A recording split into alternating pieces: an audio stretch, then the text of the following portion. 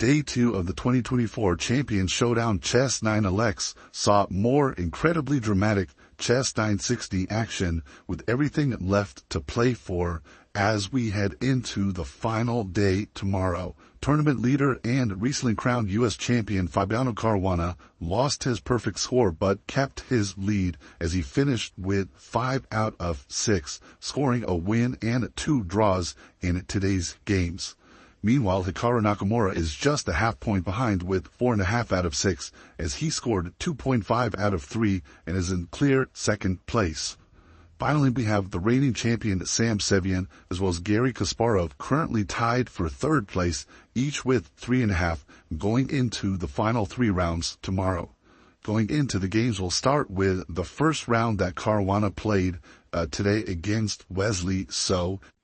As you folks saw, if you watched yesterday's recap, this is a Chess 960 tournament, meaning the pieces are all rearranged randomly before the start of each game. The players then get 15 minutes with the position to study it and try to figure out their opening strategy. So for this first round here, we got interesting position with 2 knights in the corner. Caruana starts with f4, the so-called bird's opening setup d5, and he quickly brings his knights out against Wesley. Now interesting move here, bishop b5, and drops back to d3.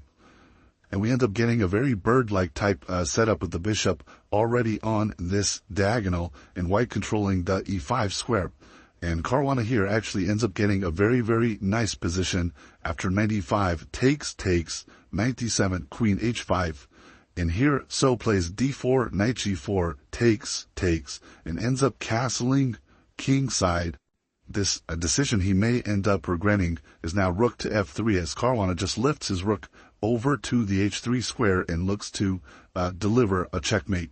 So queen to e4, knight to g4 now. Wesley grabs a pawn c2, but rook bf1, Caruana's attack here ends up becoming very, very strong. Only move for black according to the engines here to keep the position balanced was rook f d8, hanging the f7 pawn with the idea that if white does take the pawn, then black has the pretty stunning move rook to f8, where apparently black's counterplay on the f-file is actually pretty serious, and the engines like black here. Instead, white can sacrifice the knight with knight h6 check, and apparently gets a very, very strong attack. But super complicated position, already very, very difficult to defend for any human, as Wesley goes rook b d8, but now rook to h3, the h-pawn is hanging.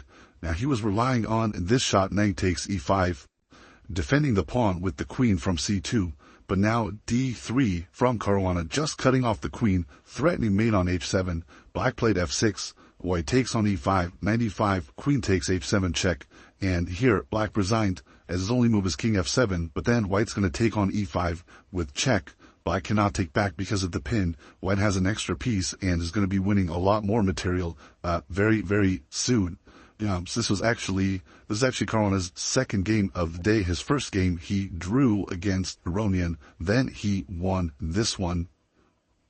Also in round 5, we had this game between Kasparov and Sam Shankland, and this is a very, very interesting game. It got to this endgame from that same starting position we just saw. Here Kasparov has just played the move b3, opening up the very, very nice bishop on a1, and at this point black is already much, much worse. Shankland had to just play knight to c3 in this position in order to stave off most of the damage. White can, of course, win the pawn here, but would have to give up his really strong dark through bishop to do so. Then white is an extra pawn, and maybe black has some saving chances. Instead, we saw knight to f5 here, but now very, very nice play from Kasparov. He takes pawn f5, e takes f5, and rook de1, just looking to activate his rooks, as black's rook on a5 is a little bit out of the game. So rook to g8 here, but now rook takes f5, rook a2, and rook fa check. Very nice idea, trading off black's rook on the back rank so that white's second rook can get in on the e8 square. Black goes a5, now bishop takes g7, e4, rook comes in, knight takes d7, and this endgame ends up completely winning for white as he's up a couple of pawns now. And more importantly, his pawns on the king side are just very, very strong in the long run. Shankland looks for some counterplay on the queen side here, but knight takes b3, bishop takes b3, and a5. Nice resource from Kasparov here to regain the piece. Bishop takes c2. And they end up in this endgame with opposite colored bishops, but 2 extra pawns for white that are protected passers. So this is just a completely decisive advantage as white brings up the king now and plays d4, secures to bishop f4. At this point, Shankland resigned as he can't really stop white's pawns from advancing very, very quickly here. h5, h6. White will stop black's b pawn quickly with rook to b8 check. And yeah, basically it's just a completely losing endgame. So nice win for Kasparov, who ended up finishing with 2 out of 3 points on the day. Moving on, next up, we have the game between Nakamura and Sevian. This one actually took place in round 4, the first round of the day. And this was a very, very big win from Naka. He actually had a huge day, 2.5 out of 3, in order to stay within a half point of Caruana in first place. And this game against Sevian was quite nice for Nakamura. Of course, Sevian is the defending champion of the event, very, very strong in chess 960. But in this game, he lands into trouble as the players get a pretty reasonable situation here in terms of the structure. But now knight to h4, white definitely seems a little bit better here. White goes 92 check, king to h1, and f5, bishop f3. We get the trade of the bishops. And now knight takes c3. Probably this knight should have gone to d4 instead for black, where it would have been very, very well placed, because after knight takes, queen takes, and e4, suddenly white gets knight to g5, and Hikaru spots this opportunity, puts the knight on e6, and this knight is just installed for the long run. It is a very, very annoying piece. Best case scenario is black can give up the exchange for it, but that's probably not going to be holding in the long run. So Sevian tries to defend around the knight, but Nakamura now slowly builds up. Of course, at this point, the players are approaching heavy time pressure. This is rapid chess after all, game in 20 with a 10-second increment. So Sevian here under heavy pressure as Naka simply builds up on the f-file, using this knight on e6 very nicely, also playing on the queen side here a bit with a3 and b4. And yeah, ultimately the position was just too difficult for black to hold here, as now white gets g4, playing on the g-file as well, g5. Queen to e5, all of white's pieces here just completely dominating. Rook takes f4, takes, queen takes f4, and here finally black resigned as he doesn't have a good defense to either queen f7 check or queen takes f8, mate in 2 on the board. So this is one of 2 wins for Naka on the day. He also beat Dominguez. And then in the final round of the day, it was actually Naka against Kasparov in a very, very critical game. And this one was quite interesting here. Once again, we see f4, f5 opening up the bishop on g1, and now b4, b5, and a4. Funnily enough, white could actually take the pawn on a7 in this position. You don't often see a pawn just hanging on move 2. Welcome to chess 960. But then black would also be able to snag on a2, playing copycat chess. And then it doesn't seem like white has any advantage here with the first move. I'm sure the players analyzed this before the game and figured out that it was probably equal. So instead we see b4, b5, and a4 from Hikaru, looking to get some initiative here. He does get some space advantage and gets a reasonable position, but actually Kasparov for the most part does quite fine in this game in terms of the board, but he does fall a bit behind on the clock as we get a couple of complications here. d5, queen takes a6, queen to b, knight c5, rook takes b6. The position kind of stabilizes and starts resembling some kind of normal structure that comes from a mix like Queen's Gambit declined or Leningrad Dutch, Grunfeld, these kinds of openings, but it starts to resemble real-life chess position, and Kasparov starts doing very, very well on the board as he takes over the a-file here, now brings the other rook in, goes rook to a3. At this point, Nakamura decides to sacrifice the queen with queen takes a3.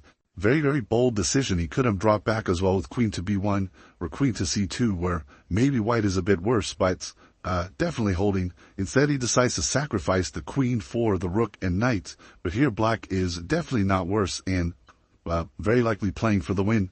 Check, bishop e2, bishop f6, and now rook to a6. Very unfortunate move from Nakamura as he allows rook takes d4. Nice tactical shot here for black, with the idea that after e takes d4, as played in the game, bishop takes d4. Black is winning the knight on c5, and we end up in this material imbalance where black has a queen and 3 pawns, for the 2 rook. So big material advantage for black. It should be a winning endgame, although it wasn't easy as Kasparov is way down on the clock, under 2 minutes at this point. However, he starts pushing a little bit here. h6, rook a5, bishop to b6, rook a6.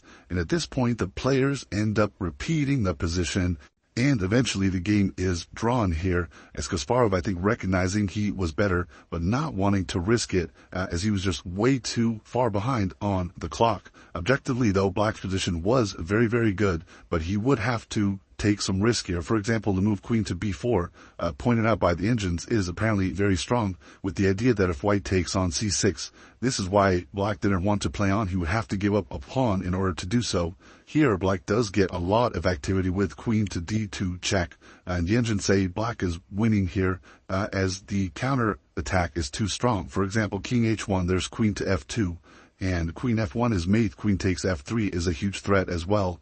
If king comes up to h3, then black can play bishop to g1, hitting the h2 pawn. White has to go bishop g2 to defend this, and then queen e2, for example. Okay, these are engine moves, but basically showing that black's initiative is strong enough. White can't take on g6, so it's not like this is super easy, but apparently this would be winning for black. But as you can see, very, very messy position. So this one ends in a draw, leaving Nakamura half a point behind Caruana, who also had a very, very exciting final round of the day against Sam Sevian, once again the defending champion of this event, and very, very strong 960 player. So their game also goes f4, f5, b4, b5, and here Fabi decides to take on a7. And notice Sevian goes rook to b7. He doesn't play copycat chess with bishop takes a2, because here, after rook to b2, for example, black has 2 pieces under attack, and if you go rook to b7, well then white plays rook takes a2, taking the piece and defending the bishop on a7. So here as well, copycat chess simply does not work. However, Sevian does start with rook to b7. White brings the bishop back and now snags on a2. And returns to copycat chess, where it seems like white doesn't have anything special. So immediately, Fabi goes e3, e6, knight d3, and now d6. Finally, the symmetry is broken. And actually, black ends up getting a very, very nice position here right off the bat, with this nice shot c5 and c4, basically killing the knight on a1, which becomes a huge problem for white, who now has to spend time and play this ugly move c3 just to get this knight out. So this game actually starts off very, very nicely for Sevian, as he just gets a huge strategic advantage, advancing his pawns both on the queen side and also in the center here, as he gets e4 in very, very soon, and just completely dominating white's position. King e2, bishop f6, king f1, queen a4 now, knight to d4. Caruana definitely on his back foot defending here, as black takes on d4, goes rook c2 and g6. And at this point, we see knight takes e4 from Caruana. Probably a fantastic decision, as he's under a minute on the clock. His position is losing, and black is ready to simply try to trade queens, go rook a2, queen to b3. All of the endgames are just completely busted for white, as black's pieces are just way too active here, and eventually black is breaking through. For instance, there's always this e3 idea followed by knight takes e3, and white's structure just collapses. So knight takes e4, changing the character of the game. Very, very nice decision. After takes queen to g4, all of a sudden now white gets counterplay and ends up being not so easy for black. So Sevian drops back queen a8, but now check, queen takes d6. White has sacrificed the full knight, but black's king is now open and there are some checks in the position. So Sevian goes e3, looks like a very nice move, opening up the position for black's pieces, looking for the queen to enter in as well. Now queen e5 check, queen e6 check, queen e5 check once again, looking for perpetual, and knight to f6 from Sevian, allowing queen e7 check, by the way, with the idea that if white takes the knight on f6, of course black's queen is going to come in with either queen h1 or queen f3, for example. Both are completely winning here. So white's king is getting mated. Not queen g2, that would not work. However, after knight f6, queen takes e3, all of a sudden it's not so easy for black. He goes queen h1 check, but now king to e2. Here it turns out that after takes on h2 check, king to d1, black's rook is hit, and white is still threatening queen e7, followed by taking the knight. So rook a2 is played by black here, but now queen e7 check, king h6. He can't take the knight on f6 yet. There's a mate hanging on d2. But Caruana does have queen f8 check, king to h5, and now very important move, queen c5 check, the only saving move in the position. Rook e5 would be very tempting, trying to hunt the king down, but then black would actually be winning after king to g4. White doesn't have a concrete checkmate here, and it's white's king that's actually going to eventually get mated. Instead, queen to c5 was a very accurate find by Caruana. If black's king comes up now with king to g4, then queen to g5 is too dangerous. King f3 actually just wins on the spot for white. Rook e3 and rook e2 check, picking up the queen. So black has no choice in the game but to go back king h6, and the players repeated and a draw was agreed. So huge save by Caruana as he gets this extra half point and exactly the half point lead that he has over Nakamura in the standings. I just want to show you folks, Sevian was winning here, but this move knight f6, this is where things get very, very complicated after queen takes e3. Now black still has a big advantage, but we'll have to work very hard to win it from here.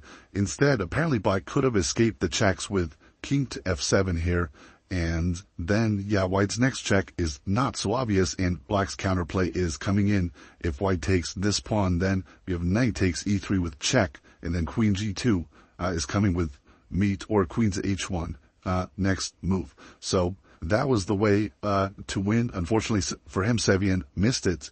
And yeah, this game ends in a draw, and Caruana stays in a half-point lead heading into day 3.